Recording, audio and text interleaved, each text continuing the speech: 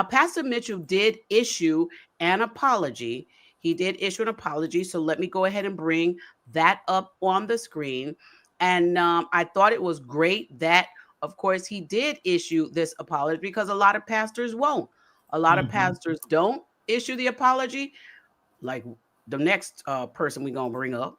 But this particular pastor, Pastor Philip Mitchell, did issue the apology here on his social media site. He did post this. Now, many of you are probably going to say, well, why didn't he do it public? He was on a public platform.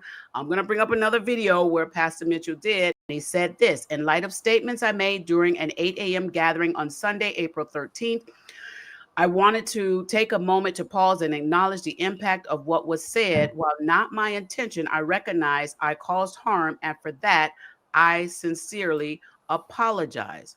He also goes on to say, I believe that the passage I preached on presents us with an opportunity to examine our relationship with governments and authoritative figures who may have personally opposed, yet have come to comply with. Without a doubt, I understand the framing I used about Black children and the relationship and the police was and is harmful. I know that Black people have been unalived by the police when being both compliant and non-compliant. I sought to illustrate this tension from my own lived experience via a personal testimony. I acknowledge that my framing of that encounter was not helpful and should have been done differently with more nuance. I would also like to note that the clips of my comments from that gathering have been misconstrued to both aid agendas I do not seek to align myself with and discredit my heart and my passion for seeing all people saved and walk upright before God.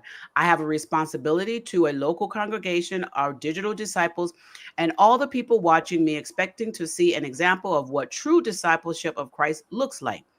That includes acknowledging when you have made a misstep or been wrong. Due to the size of my platform, I am learning that my words carry more weight and influence than I even sometimes can fathom or acknowledge.